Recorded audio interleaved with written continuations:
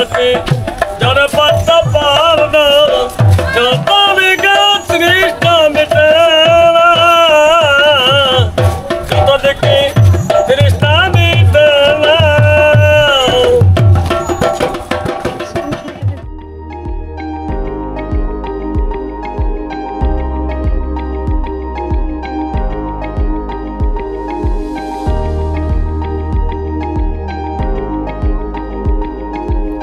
আসসালামু আলাইকুম সবাইকে, আশা করি সবাই ভালো আছেন।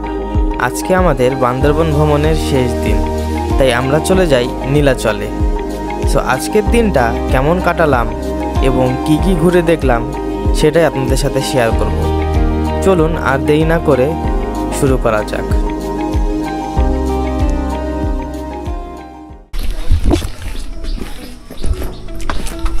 আজকে আমাদের বান্দরবনে লাস্ট ডে।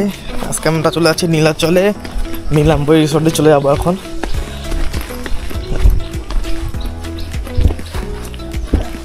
সো আমরা সকাল সকাল বনিবাস রিসোর্ট থেকে চেক আউট করে নীলাচলের উদ্দেশ্যে রওনা দিই। সকাল সকালই আমাদের সিএনজি এসে হাজির হয়ে যায়।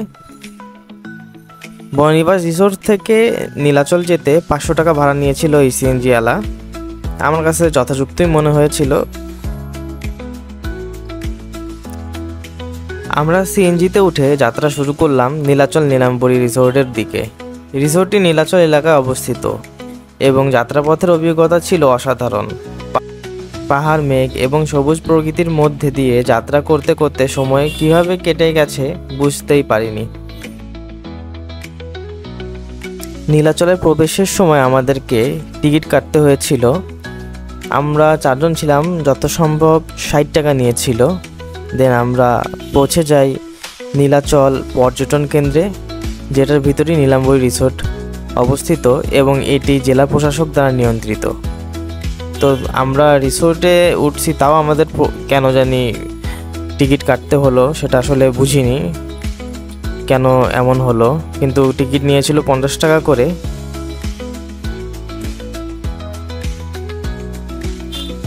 প্রবেশ করার পরেই অসাধারণ ভিউ পাওয়া যাচ্ছিল। বাম সাইডে খালি পাহাড় আর পাহাড়, আর পাহাড়ের গা ঘেঁষে অনেক মেঘ দেখা যাচ্ছিল। আমাদের রিসোর্ট থেকেও এই সেম ভিউটাই আমরা পাবো। অনেক চিন্তা ভাবনা করে এই রিসোর্টটা আসলে বুক দিয়েছিলাম।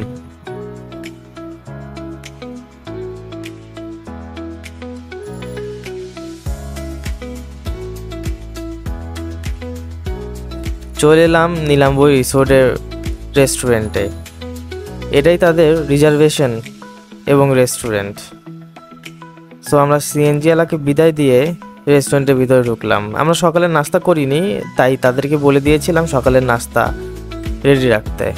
আমরা সকালের নাস্তাটা এখান থেকেই করি। কিন্তু রেস্টুরেন্টের পাশে এই যে এইখানে এত সুন্দর ভিউ, আসলে এটা খালি চোখে না দেখলে বুঝবেন না। এটা আসলে মোবাইলে দেখার মতন জিনিস না। চারপাশে খালি পাহাড় আর পাহাড়, আর পাহাড়ের কোল ঘেঁষে মেঘ আর মেঘ। একটা সময় গিয়ে মেঘ আমাদের কাছেই চলে আসে। এখন তেমন একটা মেঘ দেখা যাচ্ছে না, কিন্তু একটু পর আবার মেঘ দেখা যায়। আর কিছুক্ষণ পর পরেই বৃষ্টি হচ্ছিল, যা আরও অসাধারণ ভিউ দেখা যাচ্ছিল। এই যে আবার বৃষ্টি শুরু হয়ে যায়। কিছুক্ষণ পর পরই বৃষ্টি হচ্ছিল, আর বৃষ্টি হওয়ার ফলে মেঘ আসছিল আবার যাচ্ছিল। এই হলো আমাদের রিসোর্টে যাওয়ার রাস্তা। রাস্তা ধরে আমরা যাচ্ছিলাম রিসোর্টের দিকে।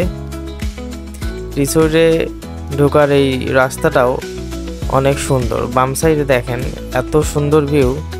তো রিসোর্টের ভিতর দিয়ে আমাদের কটেজের ভিতরে যে কি ভিউ পাওয়া যাবে আসলে এটা বলা বাহুল্য।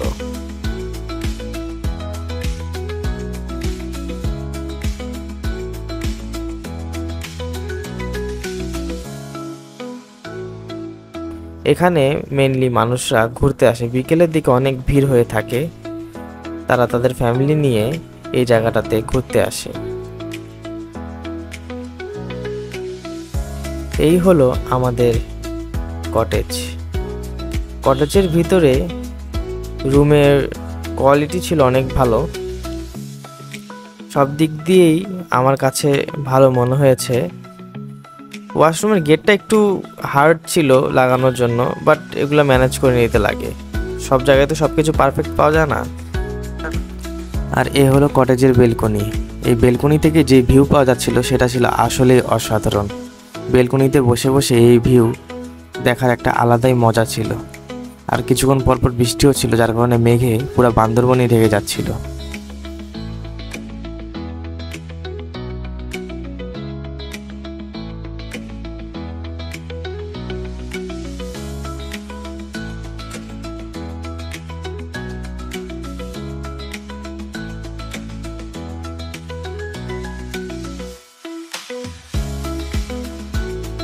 আর বিকেলবেলা এই ভিউ দেখতে দেখতে চা খাওয়ার মজাটা যে আসলে কতটা, এটা আসলে ওখানে না বসে চা না খেলে এটা বোঝা সম্ভব না।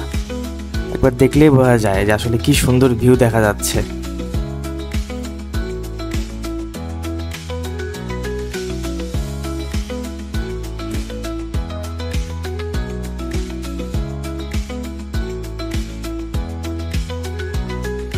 আর কিছুক্ষণ পরপরই এই বৃষ্টি হচ্ছিল, আর বৃষ্টি হওয়ার ফলে মেঘ দেখা যাচ্ছিল যে অনেকটাই কাছে চলে আসে।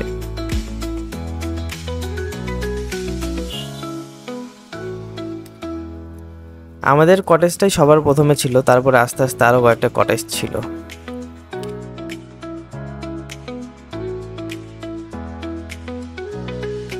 বিকেলবেলা আমরা একটু ঘুরতে বের হই। আমরা আসলে বুঝতেছিলাম না যে কোথায় দোকানপাট বা কোনো কিছু কিনতে পাওয়া যায়, এমন কিছু পাওয়া যায় কিনা। তাই আমরা পর্যটন কেন্দ্রের বাইরেই চলে গিয়েছিলাম যে কিছু পাওয়া যায় কিনা, কিন্তু বাইরে গিয়ে তেমন কিছু দেখিনি। কিন্তু একটা মুড়িওয়ালা ছিল, তার কাছ থেকে একটু মুড়ি খাই, কিন্তু মুড়িটা আমার কাছে তেমন একটা ভালো লাগেনি। মুড়ির টেস্টটা একবার খেয়ে আর আমি খাইতে পারিনি। পরে আবার আমরা চলে আসি পর্যটন কেন্দ্রের ভিতরে এসে দেখি যে এখানে কি সুন্দর একটা জুসের দোকান ছিল, আমের আর আনারসের জুস ছিল। আর পাশেই তাদের একটা দোকান ছিল যেখানে হ্যান্ডমেড জিনিসপত্র বিক্রি করছিল, কিন্তু দাম ছিল অনেক বেশি।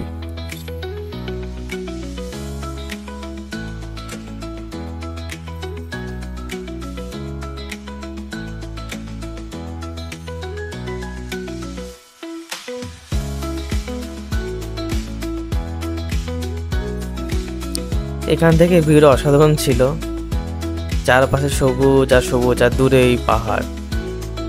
একবার হলেও নীলাচলে আসলে আপনাদের ঘুরে আসার পরামর্শ আমি দিচ্ছি। নীলাচলে এই দোকানগুলো দেখতে পাবেন, এখান থেকে হ্যান্ডমেড বা তাদের ট্র্যাডিশনাল অনেক কিছুই পাওয়া যায়, কিন্তু তাদের দাম অনেক বেশি, তারা একটু দাম কমাতে চায় না। আমি আমার বাসার জন্য কিছু জিনিসপত্র নিয়ে গিয়েছিলাম, যেহেতু বান্দরবনে আসছি, ঐতিহ্য হিসেবে তো কিছু নিয়ে নেওয়া উচিত।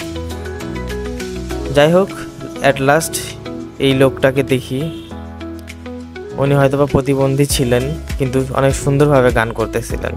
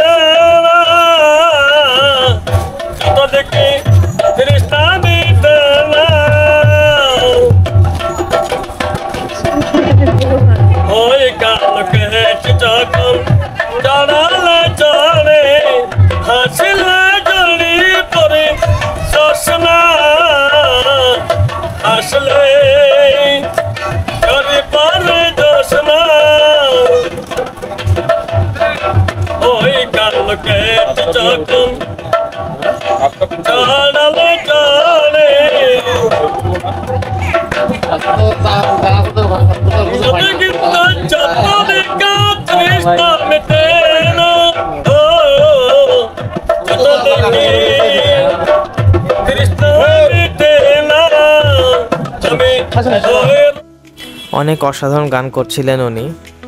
পুলিশগুলোও ঘিরেছিল ওনাকে গান শোনার জন্য। যাই হোক, গান শোনার পরে আমরা একটু পর্যটন কেন্দ্রটা কেমন তাই ঘোরার চেষ্টা করছিলাম। এই সাইডে উপর দিয়ে উঠে একটা সুন্দর ভিউ পাওয়া যায়, চারপাশে খালি পাহাড় আর পাহাড়, এমন একটা ভিউ। কয়েকটা ভিউ পয়েন্টও আছে সাইডে সাইডে, আর অনেক মানুষ। মেনলি বিকেলবেলা, তাই মানুষগুলো এসেছে এখানে ঘুরতে তাদের ফ্যামিলিকে নিয়ে, আপনজনকে নিয়ে। দেখতে খুব ভালো লাগছিল। এই যে ডান সাইডে ভিউ পয়েন্ট, এসব পয়েন্টে মানুষ ছবিও তোলে। আর এত সুন্দর বাতাস, কিছুক্ষণ পরপর যেহেতু বৃষ্টি হচ্ছিল আর ঝড়ো বাতাস হচ্ছিল, এত ভালো লাগছিল বলার মতন না। এই ছিল নীলাচল নীলাম্বরী রিসোর্ট, নীলাচল এবং নীলাম্বরী। নীলাম্বরী রিসোর্ট তো অবশ্যই অনেক সুন্দর, আর নীলাচল তো আপনাদেরকে দেখালামই। সো সব মিলে নীলাচল এবং নীলাম্বরী অসাধারণ একটা এক্সপিরিয়েন্স ছিল। আশা করব আপনারাও আসবেন, ঘুরবেন। ঘোরাফেরা করা আমাদের সবার উচিত, এটা আসলে আমাদের মাইন্ড ফ্রেশ করে। সো সবাই ভালো থাকবেন, সুস্থ থাকবেন। আসসালামু আলাইকুম।